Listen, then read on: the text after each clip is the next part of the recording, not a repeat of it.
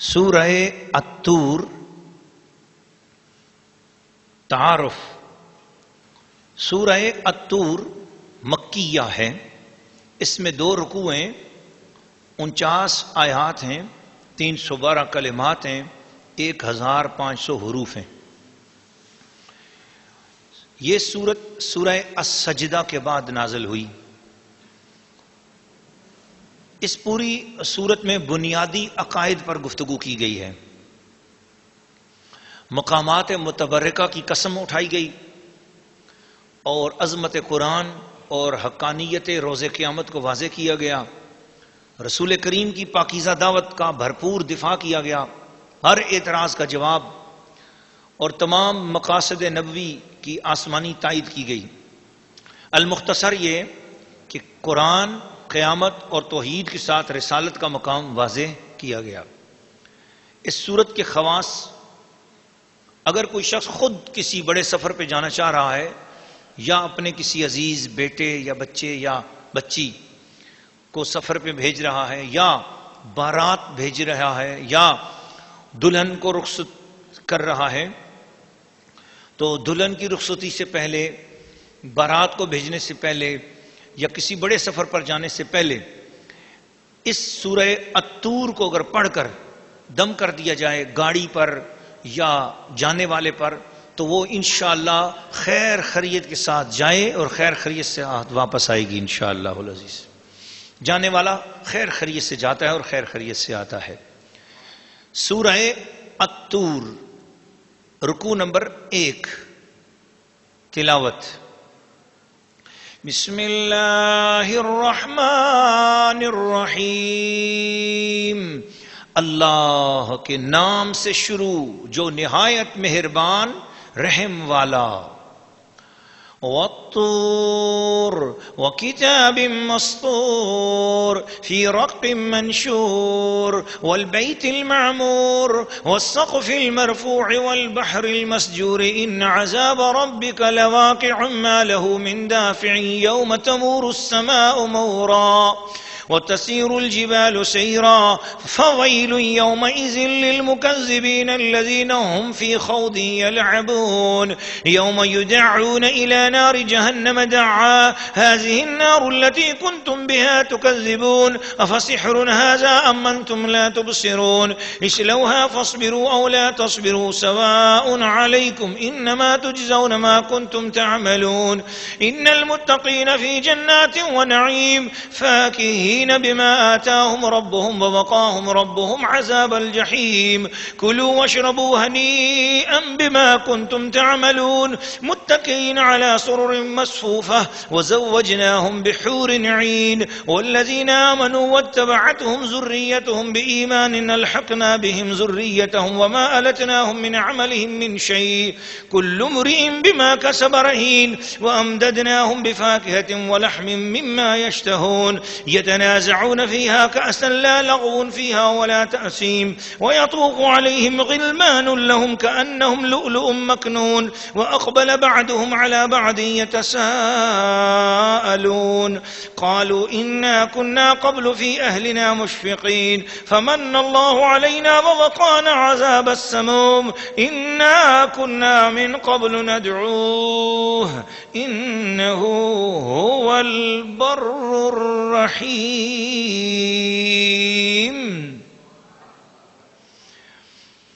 سورہ الطور، رکوع نمبر 1. ترجمہ کنز الایمان. طور کی قسم اور اس نوشتہ کی جو کھلے دفتر میں لکھا ہے، اور بیت معمور اور بلند چھت اور سلگائے ہوئے سمندر کی. بے شک تیرے رب کا عذاب ضرور ہونا ہے، اسے کوئی ٹالنے والا نہیں. جس دن آسمان ہلنا سا ہلیں گے اور پہاڑ چلنا سا چلیں گے، تو اس دن جھٹلانے والوں کی خرابی ہے. وہ جو مشغلہ میں کھیل رہے ہیں، جس دن جہنم کی طرف دھکا دے کر دھکیلے جائیں گے، یہ ہے وہ آگ جسے تم جھٹلاتے تھے. تو کیا یہ جادو ہے یا تمہیں سوجھتا نہیں؟ اس میں جاؤ، اب چاہے صبر کرو یا نہ کرو تم پر ایک سا ہے، تمہیں اسی کا بدلہ جو تم کرتے تھے۔ بے شک پرہیزگار باغوں اور چین میں ہیں، اپنے رب کی دین پر شاد شاد، اور انہیں ان کے رب نے آگ کے عذاب سے بچا لیا۔ کھاؤ اور پیو خوشگواری سے صلہ اپنے اعمال کا۔ تختوں پر تکیہ لگائے جو قطار لگا کر بچھے ہیں، ہم نے انہیں بیاہ دیا بڑی آنکھوں والی حوروں سے، اور جو ایمان لائے اور ان کی اولاد نے ایمان کے ساتھ ان کی پیروی کی، ہم نے ان کی اولاد ان سے ملا دی اور ان کے عمل میں انہیں کچھ کمی نہ دی۔ سب آدمی اپنے کیے میں گرفتار ہیں، اور ہم نے ان کی مدد فرمائی میوے اور گوشت جو چاہیں ایک دوسرے سے لیتے ہیں وہ جام جس میں نہ بےہودگی اور نہ گناہگاری، اور ان کے خدمتگار لڑکے ان کے گرد پھیریں گے گویا وہ موتی ہیں چھپا کر رکھے گئے، اور ان میں ایک نے دوسرے کی طرف منہ کیا پوچھتے ہوئے بولے بے شک ہم سے پہلے اپنے گھروں میں سہمے ہوئے تھے تو اللہ نے ہم پر احسان کیا اور ہمیں لو کے عذاب سے بچا لیا۔ بے شک ہم نے اپنی پہلی زندگی میں اس کی عبادت کی تھی، بے شک وہی احسان فرمانے والا مہربان ہے۔ سورہ الطور، رکوع نمبر 1، تفسیر۔ ناظرین و ناظرات، سامعین و سامعات، اللہ کے پیارے بندو، رسول کریم صلی اللہ علیہ وسلم پر اترنے والے اس عظیم الشان پاک کلام کو بڑی محبت اور پیار سے سننے والے خواتین و حضرات، 6 قسمیں اللہ پاک نے ارشاد فرمائی۔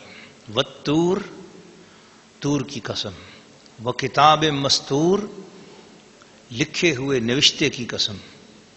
کتاب مستور سے مراد یا تو قرآن مجید ہے، یا لوح محفوظ ہے، یا پھر جو کرامن کاتبین مردوں عورتوں کے اعمال لکھنے والے، انسانوں کے اعمال لکھنے والے، ان کے جو رجسٹر ہیں وہ مراد ہے، ان کی قسم۔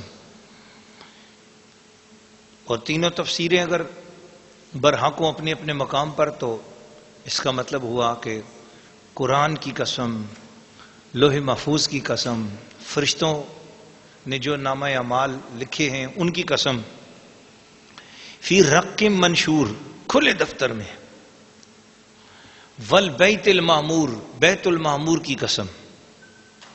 بیت المعمور خانہ کعبہ کے اوپر آسمانوں میں فرشتوں کا قبلہ ہے، فرشتے اس کے ارد گرد طواف کرتے ہیں، اسے بیت المعمور کہتے ہیں۔ حضور صلی اللہ علیہ وسلم ارشاد فرماتے ہیں کہ میں معراج کی رات جب گیا تو بیت المعمور کے ساتھ ٹیک لگا کر بیٹھے ہوئے تھے حضرت سیدنا ابراہیم علیہ السلام۔ اس کی قسم، طور کی قسم، کتاب مستور کی قسم، بیت المعمور کی قسم، والسقف المرفوع، بلند چھت کی قسم۔ تو اس سے مراد آسمان ہے جو زمین کے لیے بمنزلہ چھت کے ہے، اور یا عرش ہے جو جنت کی چھت ہے۔ تو عرش کو بھی بلند چھت کہا گیا، عرش کی قسم، آسمان کی قسم، والبحر المسجور، سلگائے ہوئے سمندر کی قسم۔ قیامت کے دن اللہ پاک تمام سمندروں میں آگ لگا دے گا، تمام سمندر بھڑک جائیں گے۔ یہ 6 قسمیں اٹھائیں۔ 6 قسمیں اٹھانے کے بعد فرمایا ان عذاب ربک لواقع، جو تمہارے رب کا عذاب ہے وہ ضرور ہونا ہے، تیرے رب کا عذاب ضرور ہونا ہے۔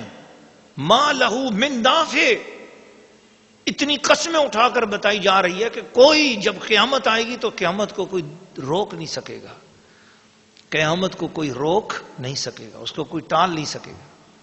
یوم تمور السماء مورا، اس دن آسمان ہلنا سا ہلنا ہلیں گے، ایسے ہلیں گے۔ وتسیر الجبال سیرا، پہاڑ ایسے چلیں گے جیسے چلنا ہوتا ہے، آسمان ایسے ہلیں گے جیسے ہلنا ہوتا ہے. فویل یومئذ للمکذبین. آج حضور کی زبان پر اعتبار نہ کر کے قیامت کا یقین نہ کرنے والوں، تمہارا اس دن بہت برا حال ہوگا. اور اس دن ان لوگوں کا حال بہت اچھا ہوگا جو حضور کے کہنے پر قیامت کو مانتے ہیں اور قیامت کا یقین رکھتے ہیں. اللہ اکبر، اللہ اکبر. اور یہ تو حال ہے کافروں کا کہ جب ان کو، جنہوں نے جھٹلایا قیامت کے دن کو، ان کو دھکے دے دے کر جہنم میں داخل کیا جائے گا. جو قیامت پہ یقین نہیں رکھتے، قبر کے عذاب پہ یقین نہیں رکھتے. ہم یہاں پر کراچی میں ایک جگہ پر گئے، ایک شخص کو ہم نے بتایا کہ قبر میں زندہ کیا جائے گا اور سوال جواب ہوں گے. وہ انکار کر گیا. اس نے کہا جی ایسا نہیں ہے، قبر کی زندگی ہے ہی نہیں، بس قبر میں نہیں زندہ کیا جائے گا. تو میں حیران ہو گیا کہ وہ شخص اپنے آپ کو یہ بھی سمجھتا تھا کہ شاید وہ زیادہ دین کی خبر رکھتا ہے. تو ہم نے اس کو قرآن مجید کی یہ سورہ الطور کی یہ قسمیں آپ اس کو بتائیں کہ اللہ پاک نے 6 قسمیں اٹھا کر فرمایا ہے کہ ان عذاب ربک لواقع. اور یہ بھی بتایا کہ رب کریم نے فرمایا کہ وہ جو قیامت کے دن کو جھٹلاتے ہیں وہ برباد ہو جائیں گے. الذین هم فی خوض یلعبون، کھیل رہے ہیں. میرا محبوب ان کے ساتھ بات کرتا ہے، میرا قرآن انہیں سمجھا رہا ہے کہ مرنا ہے، مرنے کے بعد جواب دینا ہے، یہ دنیا سب کچھ نہیں ہے. یوم یدعون الی نار جہنم دعا. فرشتوں سے کہہ دیا جائے گا فرشتوں دھکے مارو ان کو، دھکے مار مار کر ان کو دوزخ میں لے کر جاؤ. جو کہتے تھے کہ قیامت ہے ہی نہیں ہے کچھ چیز، جو کہتے کس نے دیکھی قیامت، استغفر اللہ العظیم. یہ حال ہے کہ نہیں آج کل ہماری مارکیٹوں میں؟ کوئی کسی کو اگر کہتا ہے کہ یار قیامت سے ڈرو، کیا ناجائز منافع خوری کرتے ہو. کوئی اگر اس کو کہتا ہے کہ یار یہ اتنی شے مہنگی کیوں دے رہے ہو بھائی، ایک حد کے مطابق منافع لو، کیا ہو گیا تمہیں، قیامت سے ڈرو. کہتا ہے اور قیامت کس نے دیکھی جی، استغفر اللہ. جو قیامت کا انکار کرے گا سن لو، قرآن آپ کے سامنے پڑھ رہے ہیں، کسی مولوی کی بات نہیں ہے، یہ کسی قصے کہانی کی بات نہیں. اللہ فرما رہا ہے یوم یدعون الی نار جہنم دعا. ہم فرشتوں سے کہیں گے دھکے مار مار کے ان کو لے کر جاؤ دوزخ میں. ھذہ النار التی کنتم بہا تکذبون. کہتے تھے قیامت کس نے دیکھی ہے، جھٹلاتے تھے اسے. افسحر ھذا، کہتے تھے جادو ہے. بولو نا اب یہ جادو ہے. ام انتم لا تبصرون، یا تمہاری آنکھیں کام نہیں کر رہی. اصلوھا فاصبروا لا تصبروا، تم سے برداشت ہو یا نہ ہو، اب جاؤ ہمیشہ ہمیشہ کے لیے اس میں تلے جاؤ، اسی میں رہو. جب یہ اتنی سخت باتیں ہو گئیں تو یہ کوئی نہ سمجھے کہ جنہوں نے رسول پاک صلی اللہ علیہ وآلہ وسلم کا کلمہ پڑھ کر یقین کیا قیامت پر، عذاب پر شک نہ لائے، اللہ کی عطا پر بھی یقین رکھا، تو ان کو کیا ہوگا؟ ان کے لیے فرمایا ان المتقین فی جنات والنعیم. وہی قیامت ہوگی. جھٹلانے والوں کے ساتھ تو یہ ہو رہا ہوگا، لیکن وہ جو ایمان والے متقی ہیں ان مردوں اور ان عورتوں کا یہ ہوگا کہ ان کو بہت چین اور آرام کے باغوں میں لے جایا جائے گا. فاکہین بما آتاہم ربہم، اور وہ خوش ہو رہے ہوں گے جو ان کے رب کی ان کو عطا مل رہی ہوگی، خوشیاں منا رہے ہوں گے. وَوَقَاهُمْ رَبُّهُمْ عَذَابَ الْجَحِيمِ، اللہ کا سب سے بڑا کرم یہ ہوگا کہ اللہ تعالیٰ نے ان کو دوزخ کے عذاب سے بچا لیا ہوگا. دوزخ کے عذاب سے بچ جانا یہ خود بڑا کرم ہے. چاہے جنت کی کوئی اور نعمت نہ ملے، یہ بھی مل جائے کہ بھائی اس کو دوزخ کا عذاب نہیں ہونا، بس یہ جنت کے کنارے پہ کھڑا رہے گا. خیر وہ آگے انشاءاللہ میں سورہ رحمان میں جا کر بتاؤں گا کہ جنت کیا چیز ہے. جنت کا آج آپ کو انشاءاللہ تعارف ہوگا. آج بس یہاں یہ ہے کہ فرمایا جا رہا ہے کہ ان سے کہا جائے گا کلوا واشربوا ہنیئا بما کنتم تعملون، کھاؤ پیو خوش رہو جو کچھ تم نیک کام دنیا میں کرتے تھے. متقین علی سرر مصفوفہ، جی صوفے اور گدے اور تختے اور ان پر تکیے لگے ہوئے ہوں گے، قطار میں تکیے ہوں گے اور ان کے اوپر بڑے آرام سے تکیوں کے ساتھ ٹیک لگا کے بیٹھے ہوں گے. وَزَوَّجْنَاهُمْ بِحُورٍ عِينٍ. بھائی یہ تکیہ لگا کے کیوں بیٹھے ہیں؟ ان کا نکاح ہونے والا ہے. اللہ فرماتا ہے میں خود نکاح پڑھاؤں گا بڑی بڑی موٹی موٹی آنکھوں والی حوروں کے ساتھ. اللہ اللہ کیا کرم ہو. ہم نے ان کا بیاہ کیا، ہم نے ان کی شادی کی. ایمان والوں کی شادیاں اللہ تعالیٰ خود جنت میں کرائے گا. سبحان اللہ سبحان اللہ. اس سے اگلی بات نہایت اہم بات، نہایت پیاری بات، اور وہ بات یہ ہے کہ اللہ پاک نے فرمایا کہ وہ جو ایمان لائے جب وہ جنت میں پہنچیں گے تو ان کا دل چاہے گا کاش کہ ہماری اولادیں بھی ہمارے ساتھ مل جاتی.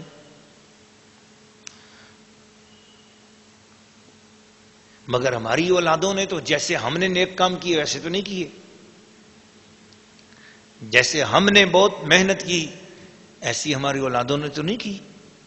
ہماری اولادیں گنہگار ہیں مگر پتہ نہیں کیا وہ جنتی دل میں غم رکھیں گے. تھوڑا سا ان کو اپنے بچے یاد آئیں گے. بچے ہوں گے تو ایمان والے. بہت توجہ کے ساتھ سنیے گا اس بات کو. اولاد ہوگی تو ایمان والی، مگر عمل کے لحاظ سے ان کے عمل اس قابل نہیں ہوں گے کہ اپنے عظیم الشان آباء و اجداد کے پاس جا سکیں. والذین آمنوا واتبعتہم ذریتہم بإیمان. عقیدہ ٹھیک ہوگا ان کا. اللہ اللہ اللہ کیا ٹھیک ہوگا ان کا؟ عقیدہ ان کا ٹھیک ہوگا. تو اللہ کیا کہتا ہے؟ عمل تو ان کے اس قابل نہیں ہوں گے کہ وہ اپنے بڑوں کے ساتھ مل سکیں، اپنے بزرگوں اور آباء و اجداد کے ساتھ مل سکیں. کوئی قادری ہوگا ایمان میں اس کا ایمان وہی ہوگا جو غوث پاک نے اس کو بتایا ہے، مگر وہ لاکھ قادری کتنا مرضی نیک ہو جائے کم از کم غوث پاک کے برابر تو نہیں ہو سکتا. اور غوث پاک کا دل چاہے گا کہ میرے قادری میرے پاس ہوں. یہ بھی ایک اہم بات ہے. ذریت کا لفظ جو ہے نا وہ مریدین، معتقدین، مقتدی، سامعین، عقیدت مند، ان سب کے لیے ذریت کا لفظ آتا ہے. بیٹے، اولاد، پوتے، پوتیاں، نواسے، نواسیاں، یہ سب ذریت کے لفظ میں آتے ہیں.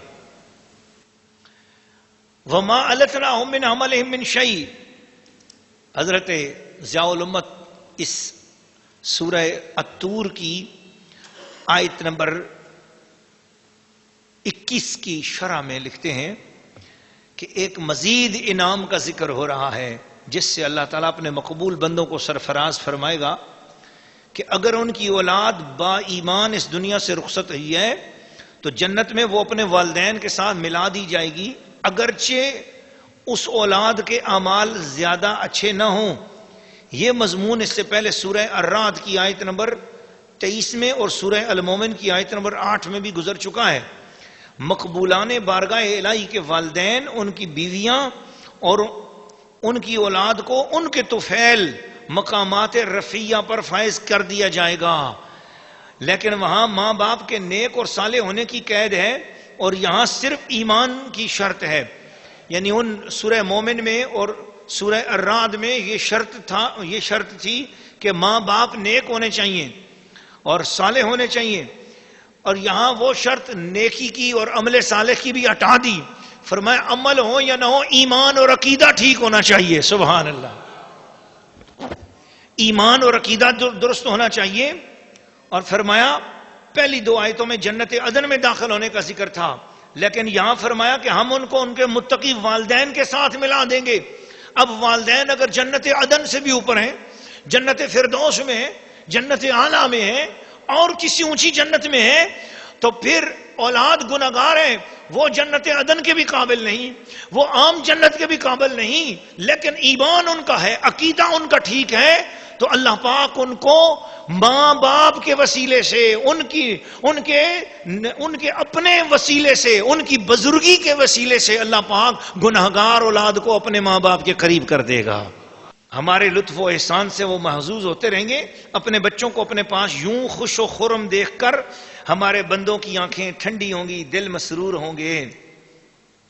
اور تفسیر قرطبی کا حوالہ دیتے ہوئے حضرت ابن عباس سے روایت بیان کرتے ہیں، رسول پاک صلی اللہ علیہ وسلم نے فرمایا اللہ عز و جل مومن کی اولاد کو بھی جنت میں اس کا درجہ عطا فرمائے گا، اگرچہ وہ اپنے عمل کے ذریعے وہاں رہنے کا مستحق نہ ہو، اس لیے تاکہ انہیں اس مقام پہ فائز دیکھ کر اس نیک بندے کی آنکھیں ٹھنڈی ہوں۔ پھر حضور نے یہی آیت تلاوت فرمائی۔ اور علامہ زمخشری رحمت اللہ علیہ تفسیر کشاف میں فرماتے ہیں کہ اللہ پاک ان کے لیے گوناگوں مسرتیں فراہم کرے گا، وہ بذات خود جنت کی نعمتوں سے سعادت انگیز ہوں گے، حور عین کے ساتھ ان کا بیاہ ہوگا، اپنے مومن بھائیوں کے ساتھ وہ دل ملائیں گے، ان کی اولاد اور ان کی نسل کو بھی ان کے ساتھ ملایا جائے گا۔ والدین کو اپنی کم مرتبہ اولاد کے ساتھ ملانے کی ایک صورت یہ بھی تھی کہ ان کو ان کی بلند منازل سے نیچے بھیج دیا جاتا۔ ان الفاظ سے اس کی بھی تردید کر دی گئی کہ وَمَا أَلَتْنَاهُم مِّنْ عَمَلِهِم مِّن شَيْءٍ، کہ ان کے درجات میں کمی نہیں کی جائے گی، ان کے ثواب میں کوئی نقصان نہیں ہوگا، بلکہ ان نیکوکاروں کو تو ان کے درجوں پر ہی رکھا جائے گا، کم درجے والوں کو اٹھا کر وہاں پر پہنچا دیا جائے گا۔ آپ نے یہ آیت مبارک سنی ہے، اس کی تفسیر تھوڑی سی آپ نے سنی ہے، لیکن میں اس میں سے جس محبت کی وادی میں آپ کو لے کر جانا چاہتا ہوں، مجھے امید ہے کہ خواتین و حضرات اس نقطے کی طرف آپ کی توجہ گئی ہوگی دوران گفتگو، لیکن نہیں گئی تو میں آپ کو بتانا چاہ رہا ہوں، یہ تو عام مومنوں کا حال ہے جو سنایا گیا ہے۔ آپ کے سامنے حدیث شریف تفسیر قرطبی کا حوالہ میں نے دیا، تفسیر کشاف علامہ زمخشری کا حوالہ، ضیاء الامت رحمۃ اللہ تعالیٰ نے تفسیر ضیاء القرآن جلد نمبر 4 صفحہ نمبر 649 میں اس کا حوالہ دیا اور میں نے آپ کو سنایا ہے۔ نہایت مستند حوالے ہیں، یہ آپ کے سامنے رکھے ہیں کہ ایمان والے بندے وہ جو جنت میں چلے گئے اپنے اعمال اور اپنی شان میں، اپنے اونچے درجات میں، مگر ان کے بچے، ان کی بیویاں، ان کی اولادیں، ان کے بھتیجے یا جس سے ان کو پیار تھا دنیا میں، وہ ہیں تو ایمان والے مگر ہیں گناہگار، ان کے درجے کے قابل نہیں، مگر چونکہ وہ اپنے عزیزوں سے بچھڑے اداس ہیں، اللہ ان کا دل خوش کرنے کے لیے کم مرتبے والی اولاد کو اٹھا کر اونچے مرتبے والے ماں باپ کے قریب کر دے گا۔ تو بابا عام مومنین کا یہ حال ہے تو قیامت والے دن اس جنت میں آل رسول کی شان کا عالم کیا ہوگا۔ اگر عام بندے کا دل چاہتا ہے کہ میرے بچے میرے پاس ہوں، اس جنتی کا دل خوش کرنے کے لیے رب تعالیٰ اس کے بے عمل بچوں کو، ایمان والے ہیں مگر بے عمل ہیں تو بے عمل بچوں کو اٹھا کر قریب کر دیتا ہے۔ تو پھر اسی طرح جب جانے دو عالم کا دل چاہے گا کہ میرے سیدزادے، میری آل اولاد وہ بھی میرے قریب آئے، حضور کا بھی دل چاہے گا کہ دنیا میں سارے امتی میرے ارد گرد آتے تھے، میری اولاد ارد گرد گاؤں دیہاتوں ملکوں میں پھیلی ہوئی تھی، میرا بھی دل چاہتا میرے بچے میرے مدینے میں رہیں، لیکن میں نے اپنا فیض دینے کے لیے اپنے بچوں کو پوری کائنات میں پھیلا رکھا تھا، پوری دنیا میں بچھڑ کے رہتے تھے۔ آج دل چاہتا ہے میرے سارے بچے بھی میرے قریب ہوں، مگر بچوں کے عمل اس قابل اگر نہیں بھی ہیں، ایمان ہونا چاہیے سیدزادے کا، عمل کے لحاظ سے کھوٹا ہی کیوں نہ صحیح، حضور کا دل خوش کرنے کے لیے رب تعالیٰ اسے بھی حضور کی کوٹھی میں جگہ عطا فرما دے گا، حضور کی بارگاہ میں لے جائے گا، حضور کا پڑوس نصیب ہو جائے گا۔ اس لیے علماء اور فقہاء کرام نے فرمایا کہ سادات کی، سید کی بے حد عزت کرو، سید کے عمل پر نظر نہ کرو، سید کا ایمان اگر ٹھیک ہے، سید صحیح العقیدہ سنی ہے تو بس پھر سمجھ لو کہ اس کے قدموں کی دھول بھی اپنے سر کا اعزاز سمجھ لو، وہ بہت عزت کے قابل ہے، کیونکہ وہ قیامت والے دن کہاں ہوگا۔ تو یہ عام ایمان والوں سے اگر یہ ان کے بے عمل اولاد، بے عمل بچے ان کے ساتھ ملا دیے جائیں گے تو آپ سوچو پھر غوث پاک کی اولاد، خواجہ غریب نواز چشتی، معین الدین چشتی اجمیری کی اولاد، اب اس میں آپ توجہ کرتے چلے جائیں، اولیاء اللہ کی اولاد۔ اسی لیے صاحبزادے، اولیاء اللہ کے جو صاحبزادے ہوتے ہیں ان کی عزت کی جاتی ہے، ان کی قدر کی جاتی ہے، یہ نہیں دیکھا جاتا کہ بھی ان کے عمل کیا ہیں، تو ہمارے ہاں اس لیے ہم اولیاء اللہ کے صاحبزادوں کے عمل نہیں دیکھتے کہ یہ صاحبزادے بھی بڑوں کی طرح ہیں کہ نہیں ہیں. نا ہم کون ہوتے ہیں بھئی؟ قرآن کی سورت طور نے مسئلہ حل کر دیا.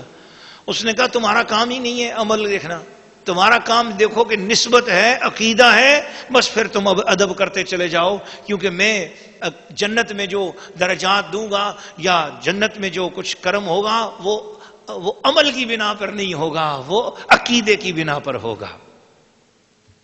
اس پر ایک شعر آپ کو سنا کر اجازت چاہتا ہوں، اگلے رکوع کی طرف چلتے ہیں. کہ کشادہ دست کرم جب وہ بے نیاز کرے، کشادہ دست کرم جب وہ بے نیاز کرے، نیاز مند کیوں نہ اپنی عاجزی پہ ناز کرے. کشادہ دست کرم جب وہ بے نیاز کرے، نیاز مند کیوں نہ اپنی عاجزی پہ ناز کرے.